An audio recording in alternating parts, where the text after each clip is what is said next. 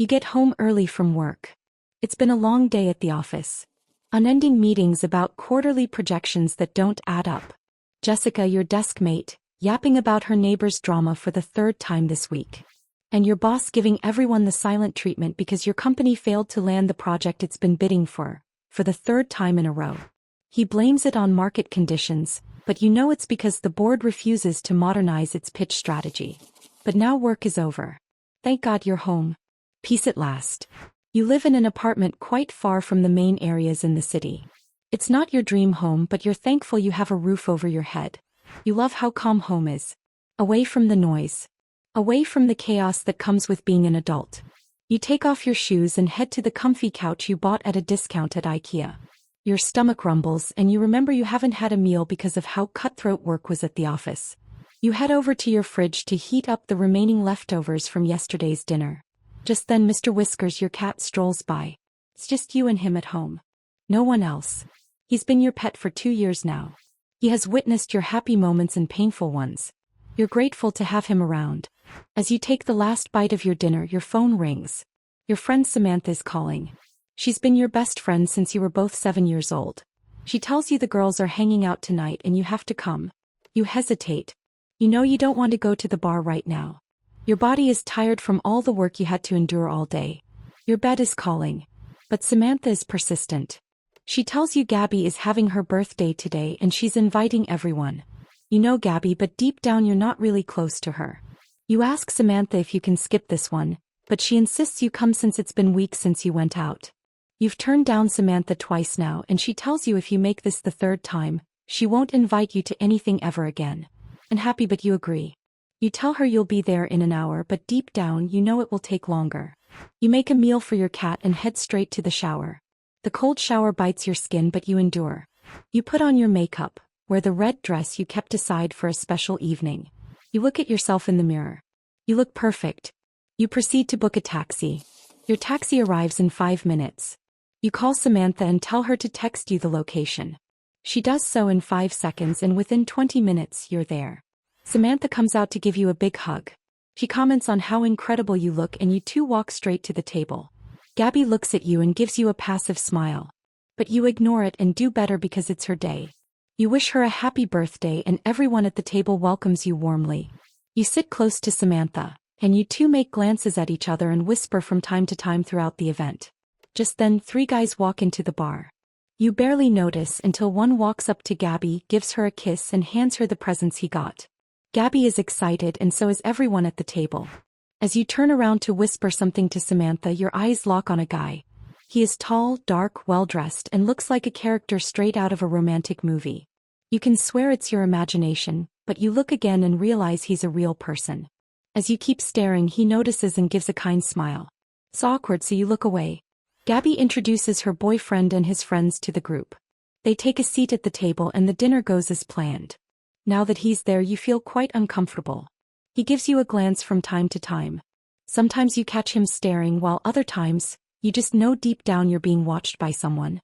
The party is over and it's time to go home, but he walks up to you. You hold your breath. You can't believe it's happening. He introduces himself to you and Samantha as Caleb. Samantha sees how he looks at you and decides to give you two some space. You two talk for 5 minutes and exchange contacts. He gives you that kind smile that warms your heart again, says goodnight and walks to meet his friends. Samantha gets back to you and gives you that knowing smile. You know what it means. It's her sign of telling you you've met a man who likes you. You smile back and you head out to the taxi waiting outside. On your way home, Samantha talks about what happened at the party.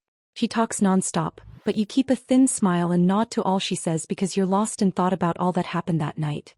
Coming out tonight might not have been a waste of time like you thought. You met a guy and soon things can go the way you've always hoped for.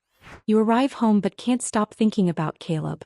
You look at your phone, anxiously waiting for a message or a call. You wonder why he hasn't texted yet. You get lost in thought. If he changed his mind, didn't see you as attractive, or was just playing with your feelings.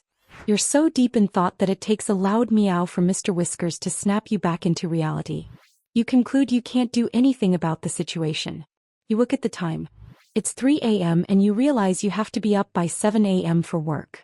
You hurriedly go to bed to catch some sleep. The next day at work, You're stuck between shuffling through piles of paperwork and hearing Jessica, the office gossip, rant to you about her neighbor's parking dispute. You can't bear it, but you put on a fake smile so she sees that you care. You want to scream, but you remember that in corporate it's better to have more friends than enemies, so you keep calm. Just then your phone beeps. It's a DM on WhatsApp. You check it and see, "Hello Claire, it's me Caleb." You give a very wide smile. It's happening. You waited all night and almost all morning for this text, and finally it's here. You immediately go to check out his profile picture and you see a picture of him. He looks even better than the night before, and he still has that kind smile that won your heart the first time. You try to text back, but not wanting to look desperate, you hold off for 5 minutes before replying. He messages back and soon you two start talking while at work. Now work feels bearable. "Jessica, you've zoned out long ago. The last word you heard her say doesn't ring a bell. You're now in your zone." You get to work while chatting with Caleb. The conversation starts out fine. You quickly realize he's good at texting and you can't help but keep up with his pace. Now at home you're still on your phone sending messages while he responds. You do your normal evening routine, but now you're texting through it all. You head to bed. You text him one last time before you turn off the lights. The next day you get out of bed and prepare to head to work. Just then you get a call from Caleb. He asks you if you had a good night's rest and other heartwarming questions. The conversation is short, but you can't get over his voice. You smile every time you remember how he spoke, how he cared, how he asked. You can't help but wonder if this is the one. Just while thinking, you remember your last 3 failed talking stages and the relationship that only lasted a month. You wonder what went wrong. You get scared and wonder if this will happen to you and Caleb. Just while thinking, you realize you're almost late for work and you dash out from the house. At work, Caleb texts again and you two chat all through, and even on your way home. You two talk about everything. Feels like you've known him for longer. His messages feel warmer, closer, like he's right beside you. You can't help but notice you've started having feelings for him. You love the feelings you have for him. You haven't felt that in a long time. You feel more relaxed and certain with every text that this will work out, since you realize you both have so many things in common. The same routine happens daily, and soon you realize it's been 2 weeks since you both started chatting regularly. You tell him about it and he proposes you both go on a date. Super excited, you say yes. It's your first date with someone you like in months. You see this as a big deal and you call Samantha. At home, she helps you find what to wear and coaches you on exactly what to do and not to do on the date, so you leave an impression. You listen because you know she's a pro. She's had many successful dates and is now in a stable relationship. You admire her relationship with Josh, her fiancé, and you secretly wish this for yourself. The weekend is here and Caleb drives over to pick you up for the date. He looks charming and you can't help but notice how much of a gentleman he is. He compliments your outfit, opens the door for you, you notice his cologne lingering in the car. It's warm and pleasant, and he drives to the restaurant. On your way, you both discuss how the week went and every other thing you can think of. The conversation flows as smoothly as it does over WhatsApp. You take a glance at him and your heart sinks with love and admiration. At the restaurant, he places an order and you both have a good time with lots of laughs and glances. You both finally decide to leave since it's getting late. He drops you off, and while you take off your makeup and head to bed, you can't help but wonder how the date went. It was a really good one. A kind you haven't had in a very long time, and you can almost swear you know he felt a connection with you the same way you did with him. Your mind is full with thoughts of him, and while thinking you fall asleep. The same pattern goes on for weeks. You both keep chatting, going out on the weekends and spending more time together. It feels like a relationship in your head, but nothing official yet. Samantha asks every time you both talk, but you tell her you both are just talking and getting to know each other. She tells you your talking stage with Caleb is taking too long, and since you two are already spending time together, why not make it official? You tell her not to bother, that you have everything under control. But deep down you aren't sure. More weeks pass and you realize that you and Caleb have been talking for 3 months. Nothing official yet. You wonder why he hasn't asked you to be his girlfriend. You've been doing everything right. You visit, call, laugh, hang out, and give more like a girlfriend should, and still nothing official. You worry if this is normal, and finally you make up your mind to ask the question on the next date. The next date comes, and this time you both go to the cinema to see a movie together. All through the movie you keep thinking of how to ask the question. You don't want to look desperate by asking. You don't want him to walk away. You're scared, but the lack of clarity about where the relationship is going confuses you more, and you need answers. The movie is over. You both play some games before heading home. On your way home, you finally summon the courage to ask him what he wants from you. You tell him you both have been talking for months and spending time together, yet nothing official. Once you're done asking, you keep quiet and look at him straight in the eye, and he does the same. He leans over, and after taking a pause for 5 seconds, he tells you he likes you a lot and you're an amazing person.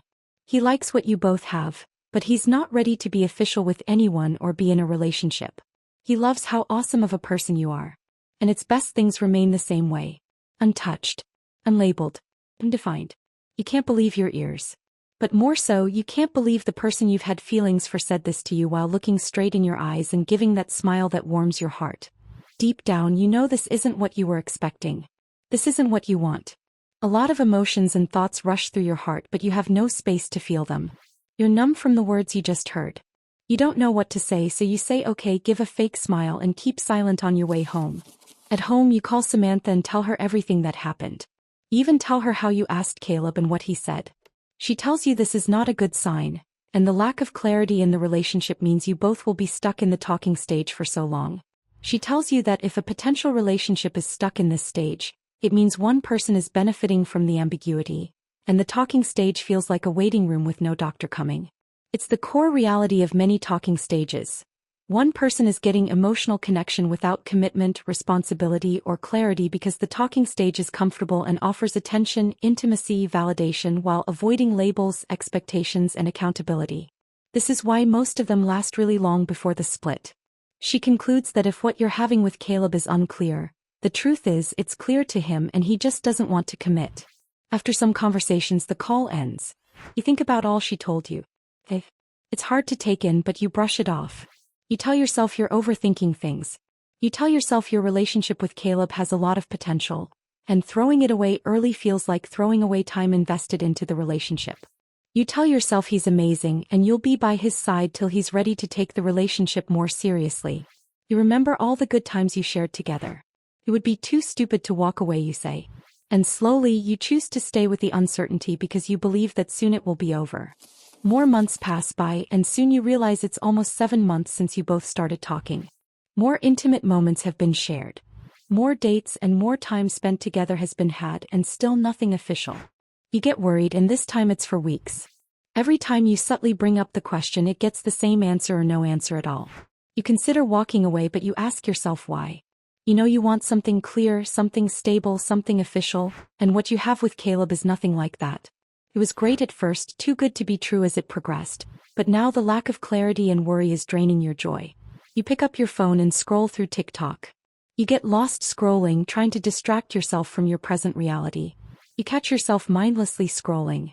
You try to close the app, but before you do so, you come across a post from an influencer, a relationship influencer.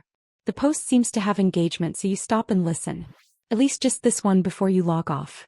The influencer talks about modern dating and how it rewards non-committal behavior.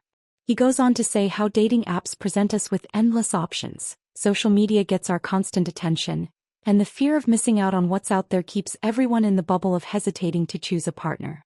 This means when people believe something better is always one swipe or DM away, they delay choosing what's in front of them. This hits deep. The post ends and you log off. You sit back and think of your situation.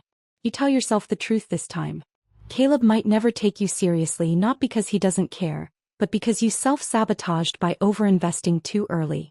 You already started acting like a partner without actually being one. You offered emotional support and loyalty too early, gave relationship benefits for free with no incentive to move things forward, yet no commitment. You realize that deepening connection with Caleb didn't need to come from giving more, but by first requiring clarity. You remember all the times he told you he liked you a lot, but not enough to commit. You finally understand that liking someone doesn't automatically lead to commitment, and enjoying a person's company doesn't mean wanting a future with them. Someone can enjoy you deeply and still not choose you. Sucks, but this is what reality is now. Your hope scatters like the ice in your drink. You tell yourself it's time to walk away from this situationship. You get scared because this means you'll be single again. Another failed talking stage. Another wasted time. You worry if this is the best you'll get and if staying stuck feels safer than facing the unknown. But you snap out of the fear. You tell yourself embracing the unknown is better than sticking with someone who doesn't actually want you. You make up your mind on what to do next and you come to the conclusion. It's time to walk away. You quickly take your phone and send Caleb a text, ending what you have with him. He calls you but you decline every call. You feel the pain of letting go but at the same time you feel the relief. You feel the peace. You know what you want for your future. A stable relationship and a family. You know you don't have time to play games like you did in college. You're grown, mature and clear. You promise yourself this will be the last time you'll give too much before getting clear on what the next partner wants from you. You finally understand why you kept getting stuck in the talking stage. You weren't the problem.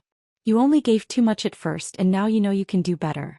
You tell yourself you will ask clear questions early, match their energy not potential, stop auditioning for a role you haven't been offered, and be willing to walk away from someone if they aren't choosing you. The talking stage only lasts when clarity is avoided. And clarity is avoided when the truth might hurt.